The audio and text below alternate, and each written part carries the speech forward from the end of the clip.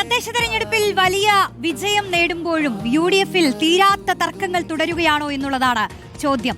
അധ്യക്ഷൻ ആരെ എന്നുള്ളതായിരുന്നു ഇതുവരെയുള്ള ചോദ്യം. പക്ഷേ അധ്യക്ഷ സ്ഥാനത്തേക്ക് ഉയർന്നു വന്ന പേരുകളിൽ പിന്നീടുണ്ടായി വന്നിട്ടുള്ള തർക്കം, അതാണ് പുതിയ കാഴ്ച.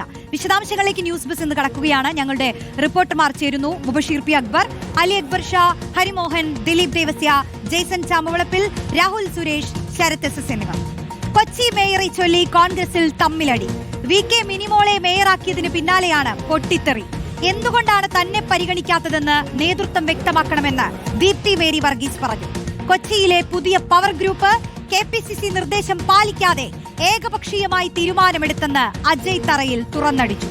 പ്രതിപക്ഷ നേതാവിനെതിരായിരുന്നു മാത്യു കുഴൽനാടന്റെ ഒളിയമ്പ്. പാർട്ടിയെ ആർക്കും പോക്കറ്റിലിട്ട് കൊണ്ടുപോകാനാവില്ലെന്ന് മാത്യു കുഴൽനാടൻ പറഞ്ഞു. എന്നാൽ ആരോപണങ്ങൾ ഡി.സി.സി അധ്യക്ഷൻ മുഹമ്മദ് ഷിയാസ് തള്ളി.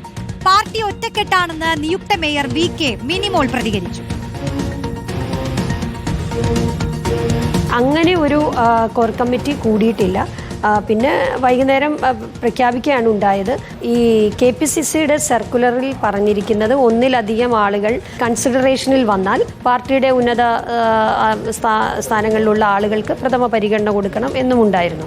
അതിനകത്ത് ഞാൻ തിരഞ്ഞെടുക്കപ്പെട്ടില്ല എന്നുള്ളതല്ല അതിൻ്റെ പ്രധാനപ്പെട്ട കാര്യം. കെ.പി.സി സർക്കുലറിൽ പറഞ്ഞിരിക്കുന്ന പ്രോസസ്സ് നടന്നിട്ടില്ല എന്ന് ഞാൻ അതിനെപ്പറ്റി പറയുന്നുള്ളൂ. ഒന്നും ലഭിക്കാതെ മരിച്ചുപോയ നൂറുകണക്കിന് കോൺഗ്രസ് പ്രവർത്തകരുണ്ട്. ഒരു പാർട്ടി പദവി പോലും കിട്ടാതെ അഹോരാത്രം രാത്രിയും പകലും ഒക്കെ ഈ പാർട്ടിക്ക് വേണ്ടി പ്രവർത്തിച്ചവരുണ്ട്. അവരാണ് ഈ പാർട്ടിയുടെ ശക്തി. ഞാൻ അവരുടെ പ്രതിനിധിയാണ്. എന്നേക്കാൾ അർഹതപ്പെട്ട പുരുഷന്മാരായിട്ടുള്ള എത്രയോ കാലം വർക്ക് ചെയ്ത ആളുകൾ ഈ പാർട്ടിയിലുണ്ട്. അവരുടെ സങ്കടത്തിന് അത്രത്തോളം ഒന്നും എനിക്ക് വിഷമിക്കേണ്ട ആവശ്യമില്ല. 16ാമത്തെ വയസ്സിൽ KSUവിലൂടെ മഹാരാജ് കോളേജ് വന്ന കൊച്ചാണ് ദീപ്തി. അന്ന് മുതൽ നിരവധി സ്ഥാനങ്ങൾ ഈ പാർട്ടിയിൽ വഹിച്ച് യൂത്ത് കോൺഗ്രസ് ഭാരവാഹിയായി, യൂത്ത് കോൺഗ്രസ് അഖിലേന്ത്യാ സെക്രട്ടറിയായി, മഹിളാ കോൺഗ്രസ് അഖിലേന്ത്യാ സെക്രട്ടറിയായി, KPCL സെക്രട്ടറിയായി, ഇപ്പം മീഡിയ സെല്ലിൻ്റെ ഭാരവാഹിയായിട്ടിരിക്കുന്ന ദീപ്തി മേരിയെ എന്തിനു വേണ്ടിയാണ് അവരെ ഒഴിവാക്കിയത് എന്നത് വ്യക്തതയില്ല. അവസാന നിമിഷം ഗ്രൂപ്പ് ഡെവലപ്പ് ചെയ്യുന്ന ഇടപാടിനെ ഒരു കാരണവശാലും സമ്മതിക്കില്ല. അപ്പോൾ ഇവിടെ എന്തൊക്കെയോ ഓപ്പറേഷൻ നടന്നിരിക്കുന്നു, എന്തൊക്കെയോ താല്പര്യങ്ങൾക്ക് വേണ്ടിയാണ് ഇത് വെച്ചത്. ഞാൻ മേയറുടെയും ഡെപ്യൂട്ടി മേയറുടെയും കാര്യത്തിലൊന്നും ഞാൻ അത്ര ഇനി തീരുമാനിച്ചു, ഞങ്ങൾ പരാതി കൊടുക്കുന്നു, അത്ര മാത്രമേ ഉള്ളൂ. പക്ഷേ ഈ ജില്ലയിൽ ഡെവലപ്പ് ചെയ്യുന്ന ഗ്രൂപ്പിനെ ഞങ്ങൾ അടിച്ചൊതുക്കും. KPCCക്കും AICCക്കും ഞങ്ങൾ പരാതി കൊടുക്കും. ഞാൻ കൊടുക്കും, മറ്റൊരു കൊടുത്തിട്ടുണ്ട്. അത് വേറെ കാര്യമായിട്ട് മുന്നോട്ട് പോകും. ഈ ഗ്രൂപ്പ് ഒരു കാരണവശാലും വെച്ച് പൊറിപ്പിക്കില്ല. ഈ പാർട്ടിയുടെ എല്ലാ പ്രയാസങ്ങളിലും പ്രതിസന്ധികളിലും സമരങ്ങളിലും അല്ലെങ്കിൽ ലാത്തിചാർജുകളിലും ഒക്കെ നിന്ന് വരുന്നവർക്ക് ഇതുപോലുള്ള കാര്യം പാർലമെൻ്ററി രംഗത്തേക്ക് വരുമ്പോൾ ഒരു പ്രത്യേക പരിഗണന കൊടുക്കണം എന്ന അർത്ഥത്തിലാണ് അത് എഴുതിയത്. അതിദീർഘകാലമായി പൊതുരംഗത്ത് നിറഞ്ഞു നിൽക്കുന്ന ഒരു വനിതാ വ്യക്തിത്വം എന്ന നിലയിൽ ദീപ്തി ഒരു പരിഗണന സ്വാഭാവികം. ഞങ്ങൾ മാത്രമല്ല, പാർട്ടിക്കകത്ത് മാത്രമല്ല, ഒരു പൊതുസമൂഹത്തിൻ്റെ വലിയൊരു താല്പര്യ ഇഷ്ടമൊക്കെ അതിൻ്റെ അകത്തുണ്ടായിരുന്നു. ഇത് കോൺഗ്രസ്സാണ് പാർട്ടി. ഈ പാർട്ടി അങ്ങനെ ആർക്കും ഒന്നും കൊണ്ടുപോകാനും അങ്ങനെ പോക്കറ്റിലിടാനൊന്നും കഴിയില്ല. അങ്ങനെ ഒരു പവർ ഗ്രൂപ്പും ഇല്ല. അങ്ങനെ ഒരു പവർ ഗ്രൂപ്പിനൊന്നും ചെയ്യാനും സാധിക്കില്ല. പാർട്ടി തന്ന സമ്മാനമാണ്. എന്നെ സംബന്ധിച്ച് പാർട്ടി ഏൽപ്പിക്കുന്ന ഉത്തരവാദിത്വം. അതുകൊണ്ട് തന്നെ ഇതൊരു കല്ലുകടിയൊന്നുമല്ല. ഇതൊക്കെ സ്വാഭാവികമായിട്ടും ചെറിയ ചെറിയ പ്രശ്നങ്ങളൊക്കെ എല്ലായിടത്തും ഉണ്ടാവാറുണ്ടല്ലോ എല്ലായ്പ്പോഴും. ആ ഉത്തരവാദിത്വം നിറവേറ്റുന്നതിന് വേണ്ടിയിട്ട് എല്ലാവരുമായിട്ട് സഹകരിച്ച് പോകേണ്ട വലിയ ഒരു കടമയാണ് ഞങ്ങൾക്ക് നിർവഹിക്കാനുള്ളത്. അതിൽ നമുക്ക് ഗ്രൂപ്പോ അല്ലെങ്കിൽ മറ്റു കാര്യങ്ങളോ ഒന്നുമില്ല. കൂട്ടായ പ്രവർത്തനമാണ് വേണ്ടത്. അതുണ്ടാവും.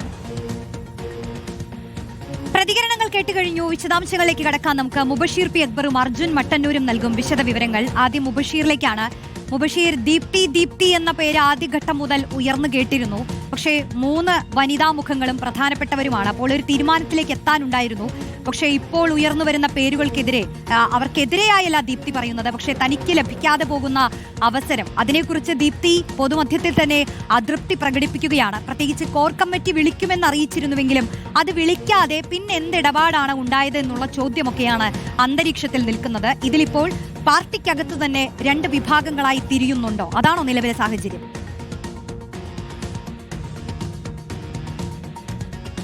തീർച്ചയായും റോഷ്നി, ഒരു ഇടവേളയ്ക്ക് ശേഷം കോൺഗ്രസിലെ ഗ്രൂപ്പ് മറനീക്കി പുറത്തു വരുന്നു, ഗ്രൂപ്പ് പോര് മറനീക്കി പുറത്തു വരുന്നു എന്ന് തന്നെ ഈ ഒരു സംഭവത്തെ വിശേഷിപ്പിക്കേണ്ടി വരും. ദീപ്തി മേരി വർഗീസിനെ ആദ്യഘട്ടം മുതൽ തന്നെ മേയർ സ്ഥാനത്തേക്ക് പരിഗണിച്ചതായിരുന്നു. പക്ഷേ ഏറ്റവും ഒടുവിൽ കൗൺസിലർമാരുടെ പിന്തുണ ചൂണ്ടിക്കാണിച്ചുകൊണ്ട് ജില്ലാ നേതൃത്വം ദീപ്തിയെ വെട്ടി ഷൈനി മോളെയും മിനി മോളെയും അതുപോലെ തന്നെ ഷൈനി മാത്യുവിനെയും പരിഗണിക്കുന്നതാണ് പിന്നീട് നമ്മൾ കണ്ടത്.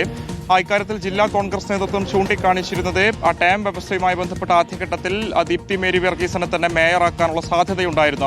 അവരോട് പറഞ്ഞ സാഹചര്യത്തിൽ അവരതിനെ ആ സാധ്യതയെ അവർ അംഗീകരിച്ചിരുന്നില്ല. അതുകൊണ്ടാണ് സ്വാഭാവികമായിട്ടും 2.5 വർഷത്തെ ടേം വ്യവസ്ഥയിലേക്ക് അംഗീകരിക്കുന്നവരെ മേയറാക്കുക എന്നുള്ളൊരു ധാരണയിലേക്ക് കോൺഗ്രസ് എത്തുന്നത്. പക്ഷേ ദീപ്തി മേരി വർഗീസ് നിശ്ചിതമായ ഭാഷയിലാണ് ജില്ലാ നേതൃത്വത്തിന്റെ ഒരു നിലപാടിനെ വിമർശിക്കുന്നത്. ചില നേതാക്കളുടെ താല്പര്യമാണ് ഇവിടെ നടപ്പിലാക്കപ്പെട്ടത് എന്നുള്ളതാണ് ദീപ്തി ചൂണ്ടിക്കാണിക്കുന്നത്. കോർ കമ്മിറ്റി യോഗം ചേർന്നിട്ടില്ല. KPCCയുടെ മാനദണ്ഡങ്ങൾ ഇവിടെ പൂർണ്ണമായിട്ടും ലംഘിക്കപ്പെട്ടിട്ടുണ്ട്. പ്രത്യേക സർക്കുലർ തന്നെ ഉണ്ടായിരുന്നു. KPCC ഭാരവാഹിയായിട്ടുള്ള വ്യക്തിയാണെങ്കിൽ സ്വാഭാവികമായിട്ടും അവരെയാണ് ഇത്തരം സ്ഥാനങ്ങളിലേക്ക് പ്രഥമമായിട്ടും പരിഗണിക്കപ്പെടേണ്ടത്. ആ സർക്കുലർ ഉൾപ്പെടെ അട്ടിമറിച്ചുകൊണ്ട് ജില്ലാ കോൺഗ്രസിലെ ചില നേതാക്കൾ നടത്തിയ നീക്കമാണ് ഏറ്റവും ഒടുവിൽ ഇങ്ങനെ സംഭവിക്കാൻ കാരണം എന്നുള്ളതാണ് ദീപ്തി ചൂണ്ടിക്കാണിക്കുന്നത്. വേണുഗോപാലിനെയും ഡൊമിനിക് പ്രസന്റേഷൻ അതുപോലെ തന്നെ മുഹമ്മദ് ഷിയാസിനെതിരെയാണ് കടുത്ത വിമർശനം ദീപ്തി മേരി വർഗീസ് ഉന്നയിക്കുന്നത്. പ്രതിപക്ഷ നേതാവ് VD സതീശൻ തന്നെ നേതൃത്വം കൊടുത്ത തെരഞ്ഞെടുപ്പ് പ്രവർത്തനങ്ങൾക്ക് നേതൃത്വം കൊടുത്ത ജില്ലയിൽ ഇത്തരത്തിലുള്ള നീക്കം ഒരിക്കലും അംഗീകരിക്കാൻ സാധിക്കില്ല. എന്തുകൊണ്ടാണ് താൻ തഴയപ്പെട്ടതിൽ നേതൃത്വം വ്യക്തമാക്കട്ടെ എന്നുള്ളതാണ് അവർ പറഞ്ഞു വെക്കുന്നത്. അതോടൊപ്പം തന്നെ KPCCക്ക് നേരത്തെ പരാതി കൊടുക്കുമെന്ന് പറഞ്ഞിരുന്നു.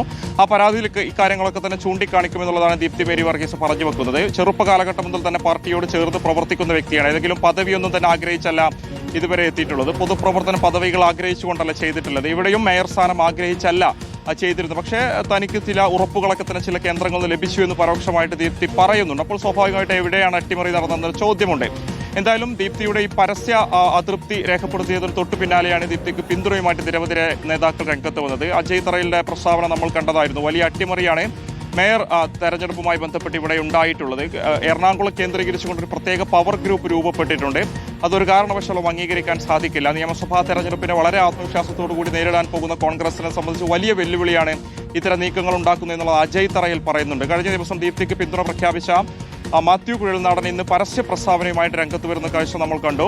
ഭൂരിപക്ഷത്തിനാണ് വലിയ പിന്തുണ ഇങ്ങനെ കൺസിഡർ ചെയ്യുന്നതെങ്കിൽ സ്വാഭാവികമായിട്ടും വരാൻ പോകുന്ന വിഷയങ്ങളിലൊക്കെ തന്നെ അത് പരിഗണിക്കണം എന്നുള്ളതാണ് മാത്യു കുഴൽനാടനും പറഞ്ഞു വെക്കുന്നത്. അപ്പോൾ സ്വാഭാവികമായിട്ടും ഇത് KC വേണുഗോപാൽ പക്ഷവും അതോടൊപ്പം തന്നെ ഒരു ഭാഗത്ത് VD സതീശനെ അനുകൂലിക്കുന്ന പക്ഷവും തമ്മിലുള്ള ഒരു പോരായി മാറുന്നു എന്നുള്ളതാണ് ഏറ്റവും പ്രധാനപ്പെട്ട കാര്യം. എന്തായാലും ഇക്കാര്യത്തിൽ ദീപ്തിയെ അനുനയിപ്പിക്കാനൊന്നും തന്നെ കോൺഗ്രസ് നേതൃത്വം തയ്യാറല്ല എന്ന് വേണം മനസ്സിലാക്കാൻ. തീരുമാനം അന്തിമമാണ്. അതിൽ നിന്നും ഒരു തരത്തിലും പിന്നോട്ട് പോകില്ല എന്നുള്ളത് തന്നെയാണ് ഇന്നിപ്പോൾ DCC പ്രസിഡന്റ് മുഹമ്മദ് ഷിയാസും പറഞ്ഞിട്ടുള്ളത്. കൂട്ടായി എടുത്ത തീരുമാനമാണ്. മുതിർന്ന നേതാക്കളുമായൊക്കെ തന്നെ കൂടിയാലോചന നടത്തിയിരുന്നു. കോൺഗ്രസ് നേരത്തെ എങ്ങനെയാണ് ഇത്തരം വിഷയങ്ങൾ നിലപാട് സ്വീകരിക്കുന്നത് സമാന സ്വഭാവത്തിലുള്ള നീക്കങ്ങൾ തന്നെയാണ് ഇവിടെയും ഉണ്ടായിട്ടുള്ളത്. ഒരു തരത്തിലുള്ള അസ്വാഭാവികതയും ഇവിടെ സംഭവിച്ചിട്ടില്ല എന്നുള്ളത് മുഹമ്മദ് ഷിയാസ് പറയുന്നുണ്ട്. പക്ഷേ അജയ് തറയിലൊക്കെ തന്നെ ഉന്നയിച്ച ആരോപണങ്ങളിൽ അദ്ദേഹം പൂർണ്ണമായിട്ടും ഉറച്ചു നിൽക്കുന്നുണ്ട്. അപ്പോൾ KPCC ഒരു വിഷയത്തിൽ ഇടപെടുമോ എന്നുള്ളതാണ് ഇനി നോക്കിക്കാണേണ്ടത്. വിശേഷം ദീപ്തി മേരി വർഗീസിന്റെ പേര് വലിയ രീതിയിൽ ഉയർന്നു കേട്ടൊരു സാഹചര്യത്തിൽ അവരെ തഴയപ്പെടുകയും കൂടി ചെയ്തൊരു സാഹചര്യത്തിൽ അതൃപ്തി നിലനിൽക്കുമ്പോൾ KPCC എന്ത് നിലപാട് സ്വീകരിക്കും എന്നുള്ളതാണ് ഇനി നോക്കിക്കാണേണ്ടത്. ഇതുവരെ സംസ്ഥാന നേതാക്കളാരും KPCC സംസ്ഥാന പ്രസിഡന്റോ അല്ലെങ്കിൽ പ്രതിപക്ഷ നേതാവെന്ന് തന്നെ ഇക്കാര്യത്തിൽ പ്രതികരിക്കാനും തയ്യാറായിട്ടില്ല. ജില്ലാ പ്രസിഡന്റ് ഇക്കാര്യത്തിൽ പരസ്യ പ്രതികരണങ്ങൾ ഇനി നടത്തേണ്ടതില്ല എന്നുള്ളതാണ് ഇവിടെയുള്ള ബാക്കിയുള്ള നേതാക്കളോടൊക്കെ തന്നെ പറഞ്ഞിരിക്കുന്നത്. വേണുഗോപാലിന്റെ ഒരു പ്രതികരണവും ഇന്ന് പുറത്തു വന്നിട്ടുണ്ട്. അദ്ദേഹം പറയുന്നത് ഒരു തരത്തിലുള്ള ഗ്രൂപ്പിന് വേണ്ടിയല്ല പ്രവർത്തിച്ചിട്ടുള്ളത്, തന്നെ ഏൽപ്പിച്ചൊരു ഉത്തരവാദിത്തം മാത്രമാണ് നിറവേറ്റുക എന്നുള്ളതാണ് വേണുഗോപാലും പറഞ്ഞിട്ടുള്ളത്. അപ്പോൾ സ്വാഭാവികമായിട്ടും പ്രശ്നങ്ങൾ ആ രീതിയിൽ തന്നെ പരസ്യ പ്രസ്താവനകളായി വരുമ്പോൾ അത് പരിഹരിക്കാൻ എന്ത് നടപടി നേതൃത്വം സ്വീകരിക്കും എന്നുള്ളതാണ് ഇനി കാണേണ്ടത്. അതാണ് മുബഷീർ, പ്രത്യേകിച്ച് നിയമസഭാ തെരഞ്ഞെടുപ്പിനായി ഒരുങ്ങേണ്ട ഒരു ഘട്ടത്തിൽ ഈ പ്രശ്നങ്ങൾ എത്രയും വേഗം പരിഹരിക്കുക എന്നുള്ളത് കോൺഗ്രസിന് അനിവാര്യമാണ്.